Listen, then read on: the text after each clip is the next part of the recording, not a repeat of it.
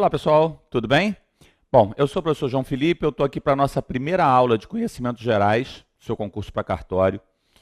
E toda vez que eu vou inaugurar um curso, né, em que a gente trabalha com conhecimentos gerais, que a gente trabalha com atualidades, eu gosto de fazer alguns comentários iniciais, porque no momento que você pega o edital e vê a gama de assuntos que você vai ter que olhar e se depara lá com esse ponto, conhecimentos gerais, aliás, com esse ponto aqui, joga na tela para eles. Você se depara com isso aí, assuntos políticos, físicos, econômicos, sociais, artísticos, culturais, nacionais e internacionais. Como se já não tivesse amplo demais, o cara ainda fala para você, nacionais e internacionais, divulgado pelos principais meios de comunicação nos últimos 3 anos. Quando a gente vai para a atualidade, normalmente há uma definição, um corte ali, na casa de 6 meses, 12 meses na grande imprensa. No caso de vocês, 3 anos. E aí, eu imagino que a reação de vocês tenha sido alguma coisa na linha seguinte, cara, o que fazer? E como é digamos assim, uma amplidão muito grande, como você pode ter aparentemente qualquer coisa, a tua reação inicial é meio que não dá para fazer nada. E não é verdade, não é bem assim. Na prática, assim, essa forma como a banca coloca a programação é para eles se posicionarem de uma maneira confortável. Eles escrevem isso aí para dizer o seguinte, qualquer coisa que apareça está dentro da programação. Mas as provas de conhecimentos gerais, claro que à medida que a banca vai mudando, a gente vai adaptando isso. Mas as provas de conhecimentos gerais e de atualidades, que é com que eu trabalho mais, elas, na verdade, elas têm uma linha de atuação. Então, volta aqui para mim, por favor. Quando o cara fala assunto político, pula esse físico aí, econômico, social, e ele fala para você que vale a escala nacional e a escala internacional, a gente já tem alguns caminhos. Alguns pontos são mais importantes, inclusive com uma omissão, uma coisa que não está aqui, que é uma expressão mais complicada, e que, na verdade, é quem norteia parte das questões. A palavra geopolítica, podíamos colocar ela aqui, ela não está na programação, mas é como se ela tivesse. Porque quando a gente fala em geopolítica, geopolítica é a relação entre espaço geográfico e poder.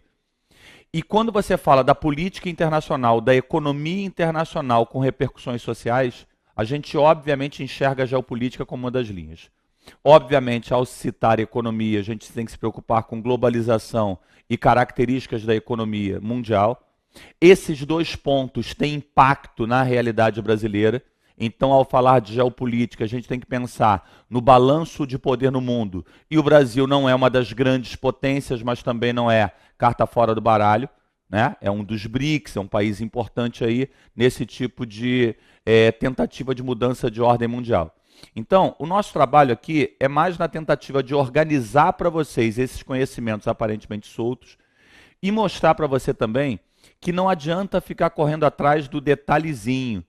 Na verdade, o que a gente tem é um lado formativo importante de análise, e a partir do momento que você tem as ferramentas, você consegue se proteger para a alternativa que a banca utilizar. 3 anos é muita coisa. Então, obviamente, a gente vai focar mais no último ano, ano e meio, a não ser nos casos em que a linha de atrito dura esses 3 anos. Então, a gente tem alguns favoritos. Se o cara vai trabalhar com política internacional, obviamente que as mudanças do governo Obama desse segundo mandato para o primeiro, se elas são tão marcadas assim nesses 2 ou 3 anos, elas são importantes. Se você tem alguma linha de instabilidade que dura mais tempo, tipo Rússia e Ucrânia, já com mais de 1 ano, ela é importante. Se você pegar os conflitos no Oriente Médio, Estado Islâmico, as confusões no Iraque, Primavera Árabe que começou em 2011, tudo isso tem uma perenidade que é maior. Efetivamente, com esse tipo de programação, eles podem cobrar qualquer coisa, mas normalmente a prova trabalha com esses fatos que são os mais relevantes, que é o que vai nortear o nosso trabalho aqui.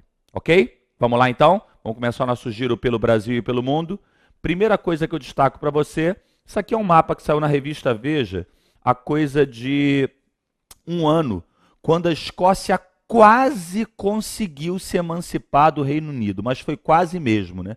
Perdeu ali, na verdade foi um plebiscito, o primeiro-ministro inglês, o Quase que eu chamei ele de James Cameron. James Cameron é o diretor, é o cineasta. O David Cameron prometeu muita coisa aos escoceses e com essas promessas todas, vamos ver se vai cumprir, ele conseguiu evitar a emancipação da Escócia, mas foi assim, ó, 52-48. Foi a derrota do sim escocês para o não. O que seria esse sim escocês? Estamos indo embora. Queremos autonomia e independência em relação ao Reino Unido. É um caso único esse caso escocês? É um caso único na Europa? É um caso único no mundo? De jeito nenhum. Na Europa, quando a gente olha para o mapa, e é esse mapa que a Veja nos deu, a gente vê no próprio Reino Unido, o país de Gales, que também tem movimento autonomista. Você desce para a Espanha, apesar de na Espanha aqui ele ter marcado a Andalucia, onde está a Sevilha, a Galícia, o País Basco, Aragão e a Catalunha, a verdade é, o movimento no País Basco, onde está Bilbao, por exemplo, e na Catalunha, onde está Barcelona, são movimentos mais fortes. Ele cita a Bretanha aqui, os bretões são um povo litorâneo da França, ele cita a divisão na Bélgica, nós temos alguns casos na Itália, região do Vêneto, a gente tem a Córcega em relação à França, alguns movimentos aqui pegando também Europa Oriental. A verdade é, na Europa e no mundo, a gente tem diversos movimentos nacionalistas. Favoritos para a tua prova, escocês, movimento catalão ou uma questão que eles citem no enunciado, isso é muito importante na prova de conhecimentos gerais, porque na verdade a gente fica correndo muito atrás do fato, né, da notícia. Mas em grande parte, nesse tipo de prova, esse fato ele está no enunciado. E se o fato é informação, não é isso? O que a imprensa te dá é informação. Eu estou aqui para tentar te ajudar no lado formativo. Eu não estou aqui para ler contigo os enunciados. O enunciado já é o enunciado da prova. Eu estou pensando numa questão em que há uma citação à Escócia no enunciado, há uma citação à Catalunha no enunciado, e o gabarito, o pedido não é o informativo, é o formativo. Alguma coisa na linha tipo: por que tantos movimentos nacionalistas no momento que o mundo está cada vez mais globalizado? Não era para ser o contrário, assim? Para raciocinar. Se eu tenho um movimento, se eu tenho um mundo que está global, se eu tenho um mundo que está mais conectado, que está mais integrado, em teoria, não era para o fato do cara ser escocês ou do Reino Unido se tornar menos relevante? Concorda com isso ou não? A lógica é de que, se está tudo global, o que muda se você é catalão ou se você é espanhol? Mas é aí que a gente se engana, porque é exatamente o contrário. A palavra-chave dessa brincadeira é a palavra identidade. Quanto mais você tem a globalização, quanto mais tudo fica misturado, mais determinados povos, grupos, se voltam para a sua origem, para a sua identidade. E digo mais, a própria União Europeia contribui muito para isso. Em que sentido a União Europeia contribui para isso? Raciocina comigo. Na União Europeia, você tem um passaporte que está escrito assim, União Europeia. E pode estar escrito Espanha, pode estar escrito Itália, pode estar escrito França, Alemanha, mas é a União Europeia. A tua moeda, na maior parte dos casos, a casa da Inglaterra nem é, tá? A Inglaterra manteve a Libra. Mas na maior parte dos casos, a moeda da União Europeia é o quê? É o euro. Então pensa como catalão. Pensa como catalão ou como basco. Por que eu tenho que fingir que eu sou espanhol se na prática eu sou catalão e eu não quero sair da União Europeia? Eu continuo na União Europeia, mas eu quero afirmar o meu sentimento nacional. Então fiquem atentos, é possível, são muitos movimentos. Eu vou citar aqui 2 ou 3 mais importantes. Mas é possível alguma questão em que haja essa alusão no enunciado e o gabarito seja algo mais geral, que é justamente o fato da globalização, ou seja, o movimento de integração no mundo, estar sendo acompanhada, essa globalização, de movimentos autonomistas cada vez mais intensos, de movimentos de separação na busca de uma identidade. Vamos dar uma olhada nisso? Ficou clara essa parte? Então dá uma olhada aqui, mapinha mostrando vários movimentos separatistas. Na Escócia foi quase, e aí depois do quase escocês, olha essa notícia. Catalunha, sabe que a Catalunha é aquela área ali, próxima à fronteira com a França, né, uma área espanhola, Barcelona é a principal cidade. Catalunha avança para plebiscito, mesmo com não escocês. No mesmo dia em que os escoceses rejeitarem um plebiscito a possibilidade de se tornarem independentes do Reino Unido, o Parlamento da Catalunha, região do Nordeste da Espanha, aprovou nessa sexta-feira uma lei que permitirá ao governo local convocar uma votação semelhante à revelia de Madrid. Depois o governo de Madrid, o governo central, conseguiu cassar essa medida. A lei defendida pelo líder do governo catalão, Artur Mas, foi aprovada por 106 votos a favor e 28 contra. A expectativa é de que o plebiscito de independência seja realizado em novembro desse ano. Acabou não rolando, tá, pessoal? Essa notícia é de 2014. Em 11 de setembro passado, no Dia Nacional da Catalunha, cerca de 1.800.000 pessoas participaram de uma manifestação em Barcelona, em que reivindicaram o direito a votar. A Assembleia Nacional Catalã, uma das organizadoras do evento, elogiou nessa sexta-feira a oportunidade. Olha a sacada deles. O momento que na Escócia deu não, o que você tem que pensar? Pô, é um balde de água fria em cima dos catalães. O que a liderança catalã faz? Não. Pelo menos os escoceses puderam decidir. Pior é o governo central da Espanha, que não nos dá nem o direito de escolher. Sacou?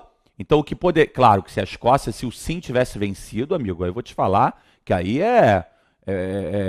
breu nessa história. Você vai colocar brasa nessa história, por quê? Porque justamente você teria esse exemplo da vitória. Mas o que a liderança de outros movimentos autonomistas fazem é mostrar o seguinte, olha só, não é que a Escócia tenha perdido que vai tirar a nossa vontade de pelo menos tentar, de decidir, que é o que ele vai falar agora. Volta ali para você ver.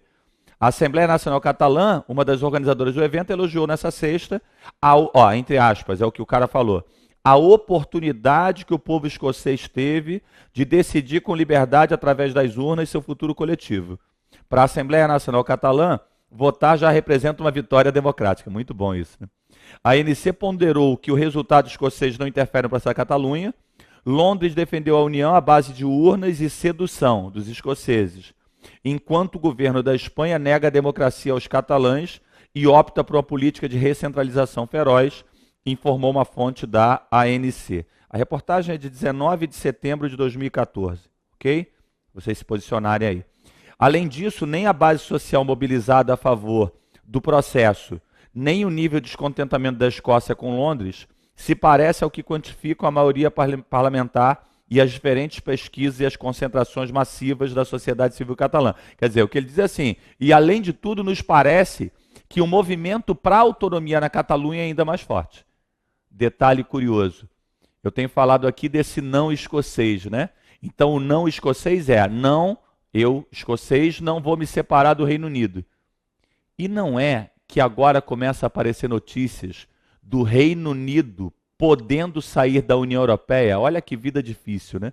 Vamos pensar no macro. União Europeia, organismo supranacional. Aí a União Europeia é formada por países, entre eles o Reino Unido. Mas sabe o que é um país, né? Um país ele tem, em geral, território, determinada área delimitada por relações de poder, governo e nação, povo. Só que às vezes um país tem mais de uma nação. Exemplo, Espanha. Exemplo, Reino Unido. Então acompanhe o raciocínio. União Europeia, formada por países como o Reino Unido. E dentro do Reino Unido, diferentes povos. Um desses povos tentou independência, mas não rolou. E agora esse país, que é o Reino Unido, que em teoria sai fortalecido, ele discute se quer continuar na União Europeia ou não. É uma contradição? Não me parece. Porque a União Europeia não é um país. A União Europeia é um organismo supranacional. Por que o Reino Unido quer sair?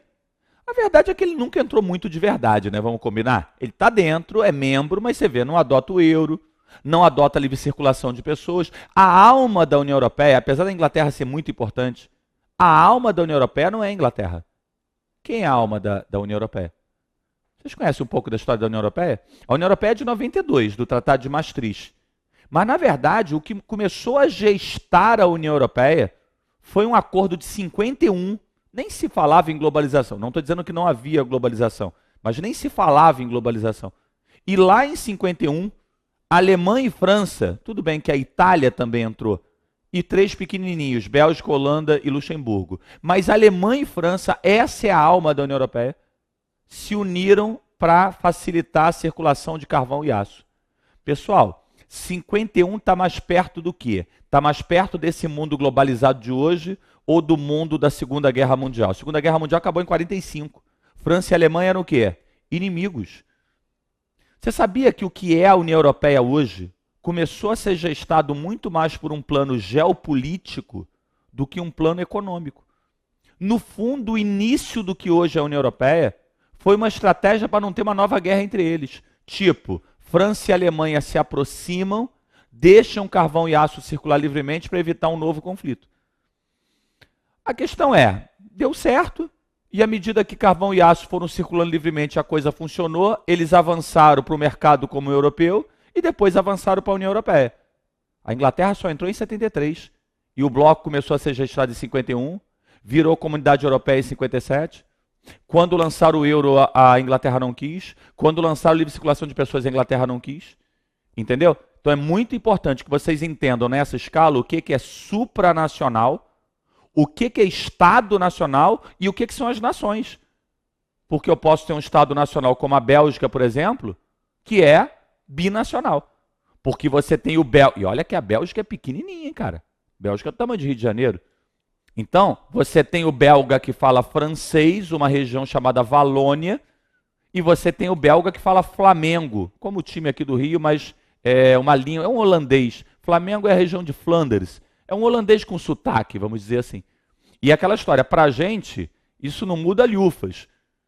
Mas se você entra ali pela Bélgica que fala francês, e é merci para lá, merci para lá, para cá. Quando tu entra na Bélgica flamenga, e agradece alguém falando merci, tu vai tomar pela cara lá, ó, aqui não é merci não, aqui é Duncan. E para eles isso faz uma diferença do caramba. Entendeu? Então repara que existe uma diferença do bloco, União Europeia, supranacional, dos países, estados nacionais, e das nações. Porque você pode ter mais de um povo no mesmo estado nacional. A questão é que a globalização não diminui o nacionalismo, ela recrudesce. Há um recrudescimento, volta para a origem, né? Volta a ser cru na origem da palavra aí. E intensifica, justamente por uma busca de identidade. Tranquilo? Legal? Foi na boa mesmo? Então vem para a tela, vamos avançar com isso aqui, que eu acho que a gente já deixou claro. Essa reportagem da Veja dizia assim, no velho continente há cerca de 37 movimentos separatistas e às vezes também o movimento não é separatista, né? Às vezes ele não quer virar um país, ele quer apenas uma autonomia maior. É o que eu te falei da Espanha. Né? Dá para perceber que no caso específico da Catalunha e do País Basco, eles querem realmente separar, pelo menos parte deles. Mas, cara, se você for a Sevilha, que é a base ali da Andalucia, você não vê isso. Você vê uma busca por autonomia. Entendeu? O cara quer mais autonomia, mas não necessariamente independência. Com no mínimo 3 representantes do Parlamento Europeu, junto eles formam a Aliança Livre Europeia. O referendo da Escócia representava acalento para o acalento. Palavra engraçada, né? Acalento. Para o independentismo se alastrar como possibilidade de desmembrar uma região do país membro da União Europeia. Cuidado! Em nenhum momento o cara da Catalunha fala, eu quero sair da União Europeia. O que ele fala é, eu não sou espanhol, cara. Eu sou catalão. E provavelmente no sonho desse cara, a Catalunha vira um país com capital em Barcelona e um país da União Europeia. Porque são níveis diferentes dessa organização política institucional, né? Podemos falar assim. Volta lá, por favor. E, em consequência, seus líderes serem obrigados a se virar para acomodar a mudança. O voto escocês, resultado de... Bom, já falamos sobre isso, acho que a gente pode avançar. Nosso tempo é curto, tá? Então deixa eu dar uma acelerada aqui. Bom, agora é um caso diferente. União Europeia e Estados Unidos ampliam sanções contra a Rússia. Por que eu não botei isso aí no barco? Vocês repararam que eu fui falando de vários movimentos de autonomia. A Catalunha quer se separar da Espanha, a Escócia em relação ao Reino Unido, o belga que fala francês e o belga que fala Flamengo. E aí você vai ficar assim, pô, por que ele não aproveita e fala da Crimeia, que ficou independente da Ucrânia e se uniu à Rússia? É porque aí o buraco é mais embaixo. Uma coisa é você discutir movimentos nacionalistas dentro dos países. A outra é você discutir um fato de geopolítica internacional. Efetivamente há nações distintas na Ucrânia. A gente vai ver isso no mapa. Mas eu não posso simplesmente acreditar que, no caso ucraniano, uma parte dos ucranianos queria independência. Porque nesse caso eu tenho interferência de uma outra potência, eu tenho interferência da Rússia, a gente vai ver isso agora. Isso é um favorito para a tua prova, tá? União Europeia e Estados Unidos ampliam sanções contra a Rússia. Pela primeira vez, o setor petroleiro... Bom, Rússia hoje, cara, a Rússia reconstruiu sua economia nos anos 90... Anos 90 não, anos 90 ela estava mal. No século 21, como potência energética. A Rússia tem as maiores reservas de gás natural do mundo, é a fornecedora de gás natural para a Europa, além de ser grande vendedora de petróleo. Para você pegar um resumão, assim, da história russa nos últimos 20, 25 anos, pós-União Soviética, pensa o seguinte: a União Soviética morre em 91 e a União Soviética é um quadrado de 15 pedaços. É mais ou menos assim, ó, vem aqui na tela. Ó. A União Soviética é isso aqui, um retângulo com 15 pedaços, com um pedação chamado Rússia. A Rússia é a poderosa dessa tal de União Soviética. Mas nessa tal de União Soviética tinha lá a Estônia, a Letônia, a Lituânia, a Ucrânia. A Ucrânia era parte da União Soviética. Ela formava o mesmo país junto com a Rússia e com mais 13 povos. Então, 15 repúblicas formavam a União Soviética com uma liderança clara da Rússia. Em 1991, na esteira da crise do socialismo, morre a União Soviética. Dezembro de 91, abaixa aquela bandeira famosa, vermelha, com a foice e o martelo cruzados, e sobe as 15 bandeiras das 15 repúblicas, ok? Presidente da Rússia é um cara que é um cara fraco politicamente, é o Boris Yeltsin. A economia da Rússia está em frangalhos, eles estão com muita dificuldade em transitar do socialismo para o capitalismo. E a Rússia foi decaindo. Aproveitando essa queda russa, volta nessa tela aqui rapidinho. Quer ver uma coisa interessante?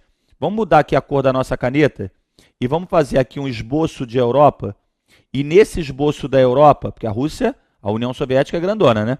Nesse esboço de Europa, eu tenho que pensar numa Europa ocidental, organizada na União Europeia, armada num negócio chamado OTAN, numa aliança militar capitalista.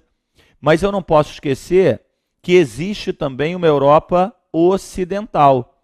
E essa Europa, desculpa, oriental, porque ocidental eu já falei, né?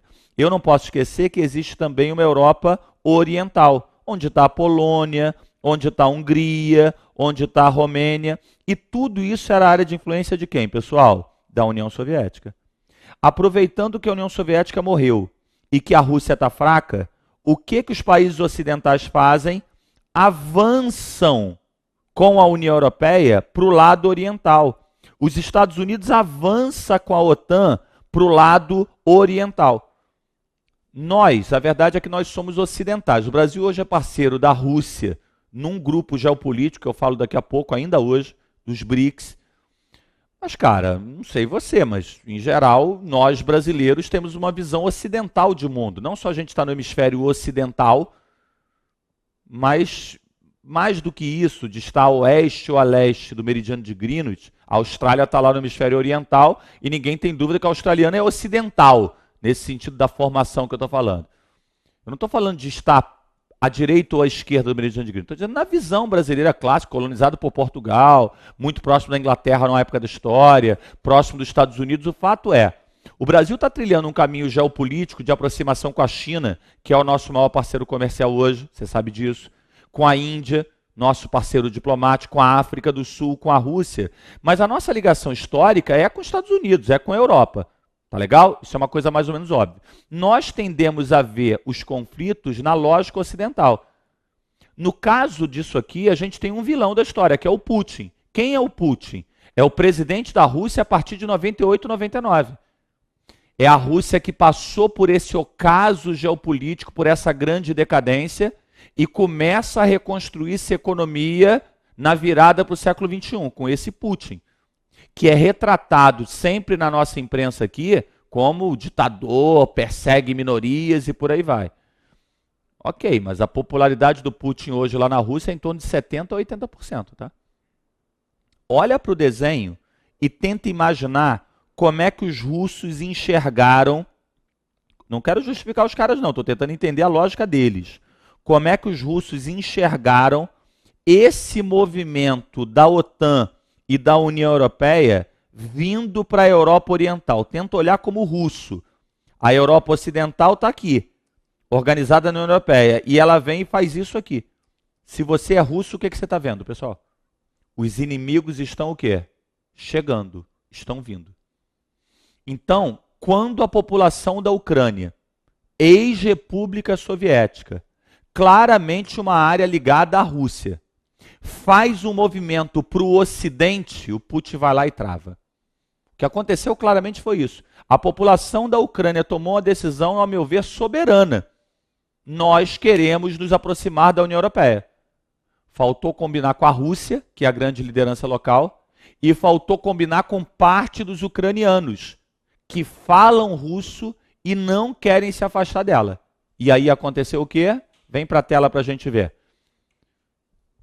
Ucrânia e União Europeia ratificam acordo político. Então, estamos vendo a Ucrânia se movimentando para o Ocidente. A Ucrânia faz o movimento para o Ocidente e isso, obviamente, desagrada a Rússia.